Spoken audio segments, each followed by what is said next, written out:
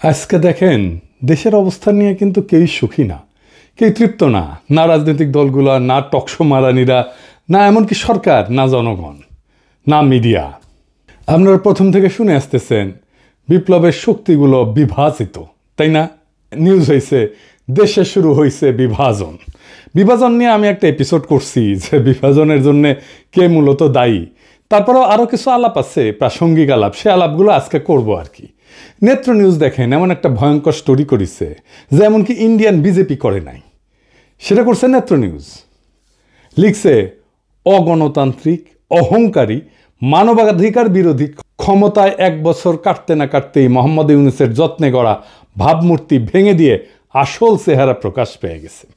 সে বলতেছে ইউনূস কোনোদিনই বাংলাদেশের মানুষের মধ্যে অতটা জনপ্রিয় ছিলেন না যতটা তার তোষামতকারীরা বিশ্বকে দেখাইতে এবং চাপিয়ে দিতে চাইছে। এই সত্য স্বীকার করার মতো বিনয় তার নাই। চিন্তা করেন কি ভাষা ব্যবহার করছে। উপরন্ত আছে এক পর্বত সম অহংকার। ভাঙা সংবিধানকে পাশ কাটায় সরকার চালাইতে যায় তিনি আমলাতন্ত্র এবং বিচার ব্যবস্থা তুলে দিছেন ক্ষুদ্র স্বার্থান্বেষী গোষ্ঠীর হাতে। আইন শৃঙ্খলা বাহিনীকে দিছেন সেনাবাহিনীর নিয়ন্ত্রণে, আর রাজনৈতিক আদর্শ তুলে দিছেন ধর্মীয় কট্টর ডানপন্থীদের হাতে। এইবার বুঝে দেখেন নেত্র নিউজ কোনটি থেকে টাকা পায়, বুঝছেন? এটাও খুঁজে বের করবো। হুই এখন ইন্ডিয়া থেকে টাকা পাচ্ছে। যাই হোক, আর বেশি আগাই না, কারণ ওক নিয়ে তো আর একটা এপিসোড করিচ্ছি, তাই না? হ্যাঁ, কিন্তু এটা গুরুত্বপূর্ণ যে নেত্র নিউজ এইরকম একটা নিউজ করেছে।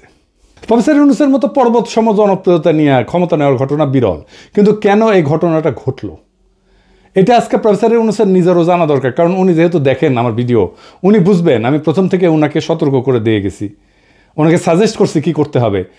আমি নিজের টাইম দিয়ে ঘরের খেয়ে বনের মোস্তারায় দিতে চাইছি, ওনাদের দরকার পড়েনি।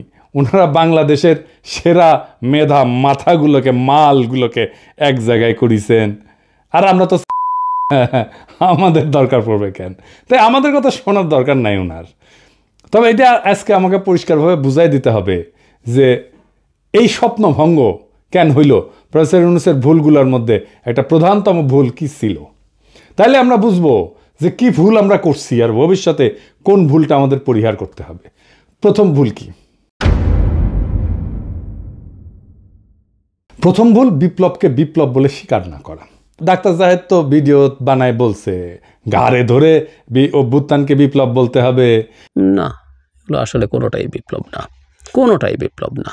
আমাদের এটাও অনেক অনেক দূরে বিপ্লব থেকে ছিল, কিন্তু এই গণঅভ্যুত্থানকে ঘাট ধরে এটা করানো হচ্ছে কারণ কারো পরিকল্পনা আছে এটাকে বিপ্লব হিসাবে প্রতিষ্ঠিত করে বিপ্লবী সরকার বানিয়ে সব কিছু বাতিল করে তাদের মতো করে দেশ চালাবেন। মির্জা ফখরুল বলছে যেসব দেশে বিপ্লব সফল হয়েছে সেখানে বিপ্লবী সরকার গঠন হয়েছে, কারণ তাদের একটা বিপ্লবী দল ছিল। রাশিয়া, চীন, কম্বোডিয়া, কিউবা সবখানে এই চিত্র পাবেন। এমনকি ইরানেও ইসলাম বিপ্লব হয়েছে, সেখানেও একটা দল ছিল। কাজেই আমার কথা হচ্ছে যারা বিপ্লবের কথা বলতেছেন তাদের উচিত সরকারে না থেকে একটা বিপ্লবী দল গঠন করা। এনে বিপ্লবী দল কোথায়? বিপ্লবী দলই তো নাই। মির্জা ফখরুলের মাথায় কমিউনিস্ট ট্রেনিং আছে তো 19 শতকের, আজকের না। মানে বিপ্লব করার জন্য একটা বিপ্লবী তত্ত্ব লাগবে, একটা কার্ল মার্কস লাগবে, তার আবার দাড়ি থাকা লাগবে। দাদা সিরাজুল সেজন্য দাড়ি রেখেছিল। লেনিন লাগবি, তার আবার টাক মাথা লাগবি, একটা বলশেভিক পার্টি লাগবি। আমি আগেও বলছি, আবারও বলি, কেন 2024-এর রাজনৈতিক পরিবর্তন অভ্যুত্থান না বিপ্লব? এইটা সাহেব ডান পেশার বাম পাশে লিখবেন বিপ্লব আর অভ্যুত্থান।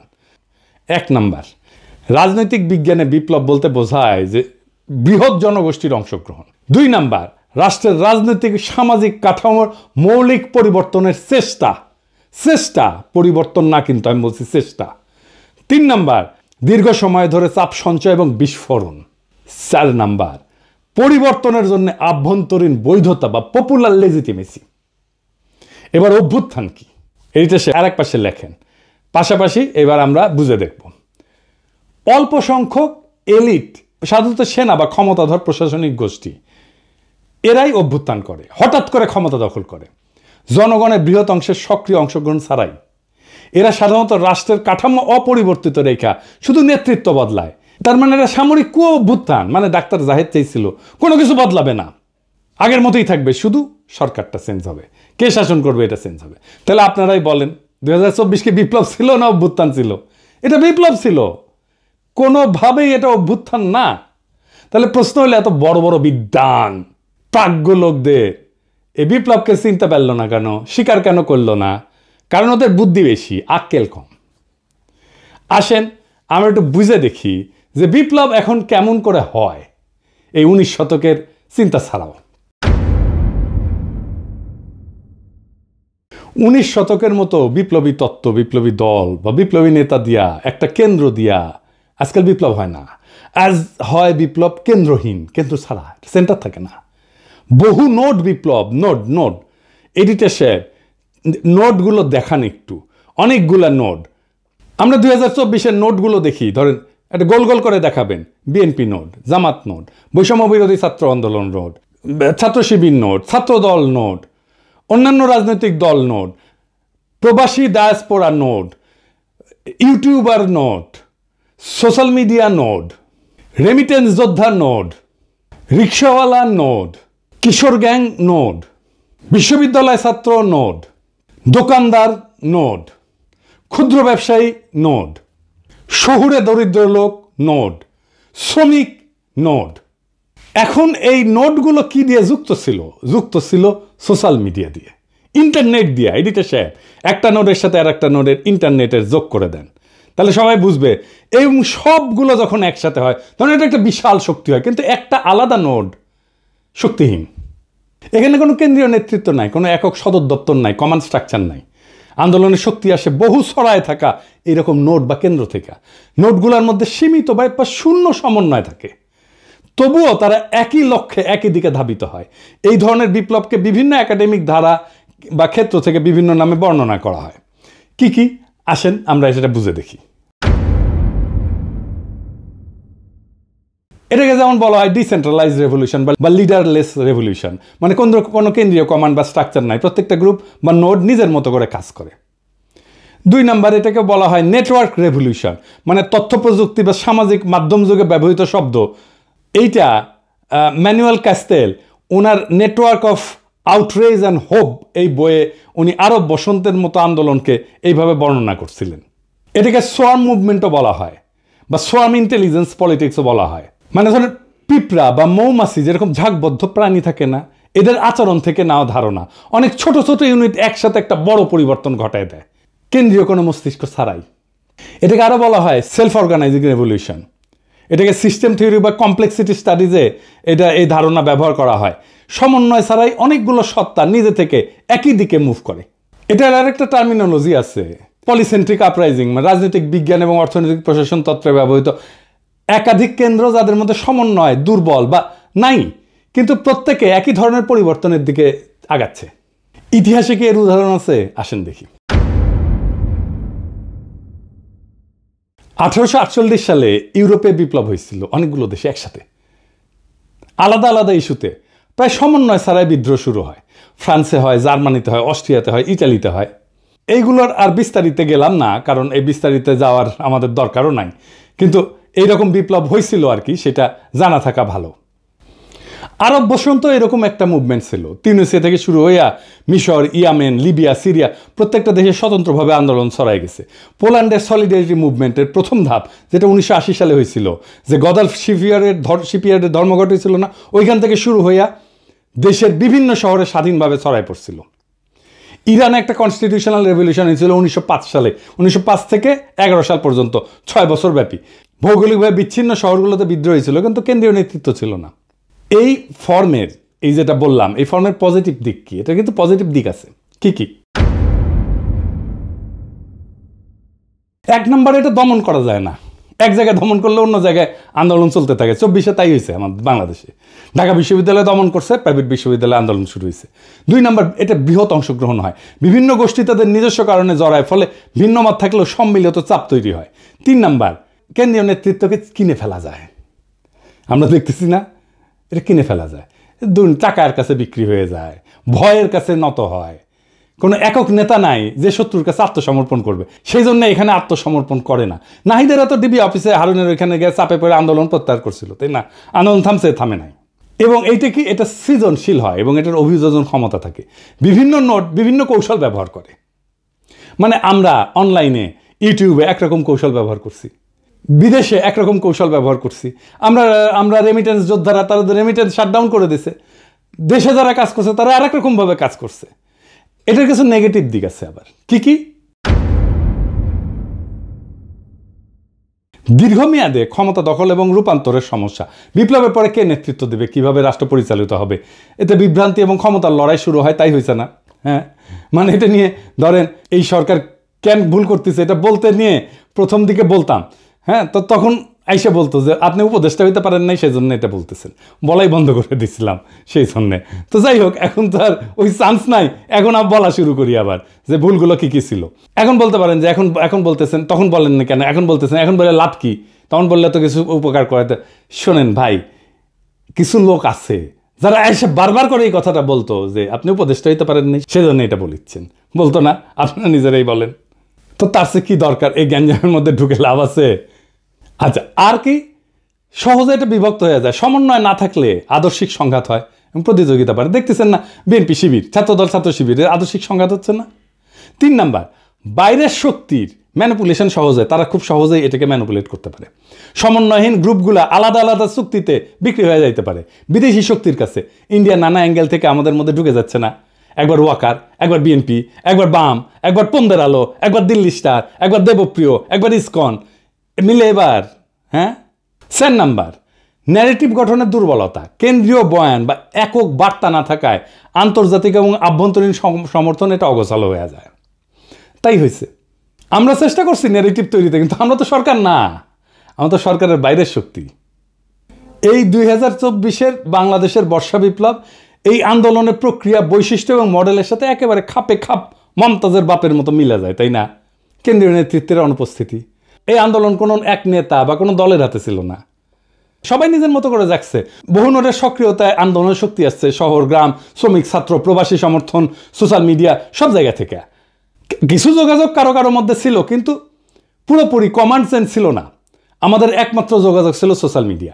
এই জন্যই পলক ইন্টারনেট বন্ধ করে দেয়, আমাদের নোটগুলার ইন্টার কানেকশন বন্ধ হয়ে যায় এবং আন্দোলনও কিন্তু বন্ধ হয়ে গেছিল। এই বিপ্লবের প্রতিরোধ ক্ষমতা ছিল অসাধারণ। সরকার এক জায়গায় দমন করলে অন্য জায়গায় আন্দোলন জ্বলে উঠছে। ঢাকা বিশ্ববিদ্যালয়কে দমন করছে, প্রাইভেট বিশ্ববিদ্যালয়ে ফুসে উঠেছে। নোডাল আন্দোলনের এটাই চরিত্র, কেন্দ্র ছাড়া আন্দোলনের এটাই চরিত্র। তবে ফলাফলের সীমাবদ্ধতা স্পষ্ট আমাদের, তাই না? ক্ষমতা দখলের পরে পরবর্তী রূপকল্প নির্ধারণে অস্পষ্টতা ছিল, ফলে পুরানো রাজনৈতিক শক্তি এবং বাইরের কূটনৈতিক প্রভাব দ্রুত জায়গা দখল করে ফেলছে। ঐক্যবদ্ধ বয়ান তৈরি না হয়, আন্তর্জাতিক সমর্থন এটা কমে গেছে। একাডেমিকভাবে 2024 সালের বাংলাদেশের বিপ্লবকে যদি বলতে হয়, এটা পলিসেন্ট্রিক, লিডারলেস, নেটওয়ার্ক আপরাইজিং বলা যায়। মানে বহুকেন্দ্রিক, নেতাবিহীন, সংযুক্ত একটা বিপ্লব বলা যায়, যেখানে বহু নোট সমন্বয়হীনভাবে একই লক্ষ্য অর্জনে কাজ করছে। তো এখন এই শফিকের মনে হয়েছে এই লড়াইয়ের একজন মাস্টার মাইন্ড তো লাগবেই, কারণ বিপ্লবের তো একটা নেতা লাগে, একজন কার্ল মার্কস লাগে যার দাড়ি থাকে। হ্যাঁ, মাহফুজেরও দাড়ি আছে একটু, তখন ছিল, তো বানিয়ে দিছে মাস্টার মাইন্ড। প্রফেসর ইউনূস মনে করেছেন এটা ছাত্ররা করেছে, সবাই অন্ধের হাতি দেখছে, সমস্ত নোট কেউ দেখে নাই। সেই কারণেই এইটা হাসিনার দমন প্রতিরোধে অসাধারণ সাফল্য দেখালো, বিপ্লবের পরে রাজনৈতিক ক্রিস্টালাইজেশন এইটা গঠন আর করতে পারে নাই, অসম্ভব দুর্বল হয়ে পড়ছে। এখন প্রশ্ন হচ্ছে এই দুর্বলতা কিভাবে কাটানো যেত? জি না, আমি বিপ্লবী সরকারের কথা বলবো না, এটা বলাটা এখন টাইম নষ্ট। এই লড়াইয়ের যে নোটগুলো ছিল, সেই নোটগুলোর মধ্যে আবার সংযোগ তৈরি করতে হতো, তাহলেই এটা একটা নিউরাল নেটওয়ার্কের মতো কাজ করতো। আপনারা জানেন তো যে আমাদের মাথার মধ্যে বিভিন্ন ব্রেনের সেল আছে এবং এই সেলগুলো একটার সাথে একটা কানেক্ট করতে পারে, এবং সেই কারণে আমার মস্তিষ্কে প্রত্যেকটা সেল সম্পূর্ণ, কিন্তু একজন আরেকজনের সাথে কানেক্ট করে, কথা বলে। সেজন্যই আমরা আমাদের এই বুদ্ধিমত্তা দাঁড়ায়। সো ওই যে নোটগুলো, এইগুলোর কানেকশানগুলো যদি আমরা স্ট্যাবলিশ করে ফেলতে পারতাম, তাহলে এটা আবার নিউরাল নেটওয়ার্কের মতো কাজ করতো। তাহলে বুঝছেন তো, এই নোটগুলো আইডেন্টিফাই করছে প্রফেসর ইউনূস, করেন নাই। উনি জানেনই না কতগুলো নোট কাজ করছিল, কিভাবে করছিল। এই নোটগুলোকে নিয়ে একটা কনফারেন্স করা যেত না? ইন্টারন্যাশনাল কনফারেন্স করা যেত না? ভার্চুয়ালি সবাই যুক্ত হইতো, এমন না সবাইকে ডেকে নিয়ে যেতে হবে, তাই না? ভার্চুয়ালি সবাই যুক্ত হইতো। বিপ্লব বিজয়ের পরে অন্তর্বর্তীকালীন সরকারের কাঠামোর রূপরেখা তৈরি করতে মন্ত্রিসভা, আইন প্রণয়ন, বিচার, নিরাপত্তা, সব সেক্টরের দায়িত্ব কার কাছে যাবে, এটা করার জন্য আমরা 3 দিন তো টাইম পেয়েছি, করতে পারছি ঠিক মতো? পারি নাই। কেন পারি নাই, কার জন্যে পারি নাই, সেটা আর কইলাম না, সবাই উপদেষ্টা হইতে গেছে। এবং আমাদের একটা ট্রানজিশনাল চার্টার করতে হইতো, বিপ্লবের মধ্যেই সব নোডের প্রতিনিধিদের নিয়ে একটা সংক্ষিপ্ত ঘোষণাপত্র তৈরি করতে হতো, যেখানে সময়সীমা, নির্বাচন আয়োজন, আইনি নীতির স্পষ্টতা থাকবে। যেটা হইল 1 বছর পরে। গন্ডারের চামড়াও এত মোটা না, কিন্তু এটা করলো কে? রাজনৈতিক দলগুলো। নোটগুলো নাই কিন্তু। দেখছেন এটা দুর্বলতাটা দেখেন। মানে রাজনৈতিক দলগুলো মনে করতেছে, প্রফেসর ইউনূস মনে করতেছে ওরাই দেশের মালিক, ওরা যা করবে তাই। বিপ্লব ওরা একাই করেছে, ওদের এতই হেডম। আমরা কেউ না, আমরা সব জুলাই ঘোষণাপত্র হইল, আপনার আমার কোনো পার্টিসিপেশন আছে? নাই। কি আশ্চর্য কথা। আর কি করা যাইতে পারতো? জয়েন্ট কাউন্সিল অফ নোডস, প্রত্যেকটা প্রধান নোডের প্রতিনিধিদের নিয়ে একটা অন্তর্বর্তী সমন্বয় পরিষদ, যা ক্ষমতা গ্রহণের সাথে সাথে কাজ শুরু করতে পারত। ভার্চুয়ালিও করা যেত, তাদেরকে উপদেষ্টা বানাইতে হইতো না, পয়সাও দিতে হইতো না। প্রফেসর ইউনূস জানেই না কতগুলো নোট কাজ করছে। উনি হয়েছেন 1972-এর মুজিব। কেমনে মুক্তিযুদ্ধ হয়েছে যেমন মুজিব জানতো না, তারপরে মুক্তিযুদ্ধোত্তর দেশ চালাইতে গেছে। প্রফেসর ইউনূসও একই জিনিস, কেমনে বিপ্লবটা হয়েছে এটা উনি জানেন না, বুঝেনও না, তা কিন্তু দেশ চালাইতে গেছেন। এরকম মাল্টিপল নোট থাকলে, এটা সমন্বয়হীন নোট থাকলে বিজয়ের পর নিজেদের মধ্যে দ্বন্দ্বে জড়ায় পড়ে, একটা নোটের সাথে আর একটা নোট। সেটা হয়েছে তো। এবং এটার জন্য একটা কনফ্লিক্ট ম্যানেজমেন্টের একটা ফ্রেমওয়ার্ক লাগে। এই নোটগুলো কীভাবে কনফ্লিক্ট ম্যানেজমেন্ট করতে হবে, সরকারের তরফ থেকে এটা বিরোধ মেটানোর জন্য পদ্ধতি ঠিক করা, মধ্যস্থতাকারী ঠিক করা, নেগোসিয়েটর ঠিক করা, কিভাবে সমাধানটা হবে সেটা ঠিক করা। আর কি একটা কমন মিনিমাম প্রোগ্রামের ভিত্তিতে নোটগুলোর ঐক্য। সব নোট যে লক্ষ্যগুলোতে একমত, যেমন ফ্যাসিস্ট সরকারের পতন, মুক্ত নির্বাচন, মানবাধিকার পুনঃপ্রতিষ্ঠা, আওয়ামী লীগের বিচার, সকল দুর্নীতির বিচার, এইগুলো ন্যূনতম অভিন্ন এজেন্ডা হিসেবে ধরে রাখা। প্রফেসর ইউনূসের সরকার কিছু করছে? এগুলো করে নাই। উপদেষ্টাদের নামে দুর্নীতির অভিযোগ উঠতেছে। প্রফেসর ইউনূসের নামে নেতৃত্ব যেমন স্টোরি ছাপে, এটার দায় প্রফেসর ইউনূসের নিজের। ওনার 1 বছরের মধ্যে টাইম হইল না এই নোটগুলোকে আইডেন্টিফাই করে আবার কানেক্ট করার। আর রাজনৈতিক দলগুলো চলে গেল পিকনিক মুডে। উনি রাজনীতির লোক না, আমি মানলাম। যারা রাজনীতির লোক তাদের সাথে তো কথা বলবেন, উনি বোঝার চেষ্টা করবেন। উনি আশায় আছেন একটা ভালো নির্বাচন দিতে পারবেন, দিতে পারলে ভালো। তবে আমি খুব ভরসা পাইতেছি না। তবে এই নির্বাচনে খেলা হবে, অপ্রত্যাশিত ফলাফল হবে, আমি আগেই বলে রাখতেছি। তাই আমি চাই ফেব্রুয়ারিতে ইলেকশনটা হোক। 2024-এর এই বর্ষা বিপ্লব আমাদের শেখায়, এদেশের জনগণ যখন জেগে ওঠে তখন ট্যাঙ্ক, গুলি, গুম কিছুই তাকে থামাইতে পারে না। আমরা দেখছি কিভাবে এক একটা নোড, এক একটা শহর, এক একটা শিক্ষা প্রতিষ্ঠান, এক একটা অঞ্চল, একটা প্রবাসী গ্রুপ একে অপরকে না চিনেও কোনো একক নেতা ছাড়াই এক হয়ে ইতিহাস লিখছে, ইতিহাস বদলাই দিছে। কিন্তু বিপ্লব শুধু ক্ষমতা বদল না, এটা ভবিষ্যৎ বদলের দায়ও। এই দায় এখনো পূর্ণ হয়নি। যারা ক্ষমতায় তারা যদি এই নোটগুলোকে পুনরায় সংযুক্ত না করে সাধারণ মানুষের বিশ্বাস ফিরায় না আনে, তবে এই বিপ্লবের শক্তি আবারও তাদের বিরুদ্ধে জেগে উঠবে, আরও ভয়ঙ্করভাবে, আরও সংগঠিতভাবে। আমরা ভুলে যাব না, বিপ্লবের আসল মালিক জনগণ, কোনো মাস্টার মাইন্ড না, কোনো ব্যক্তি না, কোনো দল না। আমরা হার মানব না, কারণ আমাদের হাতে এখনো আছে সেই ঐক্যের চাবি, যা একবার এই দেশকে ফ্যাসিবাদ থেকে মুক্ত করছে। ফেব্রুয়ারির নির্বাচন হোক আমাদের দ্বিতীয় ধাপ, যেখানে ভোট হবে শুধু ভোট না, হবে বিপ্লবের ধারাবাহিকতা, যেখানে ব্যালট বাক্স হবে জনগণের নতুন অস্ত্র, যেখানে জয় হবে শুধু এক দলের নয়, বাংলাদেশের। ইতিহাসের গতি থামানো যায় না। যারা থামাতে চাইছে তারা হারায় গেছে, আর যারা শিখছে তারা সংগঠিত হয়েছে, তাদের হাতেই থাকে বিজয়। বিপ্লব চলমান, এই বার্তা জানুক শত্রু, এই বার্তা জানুক মিত্র। ইনকিলাব জিন্দাবাদ।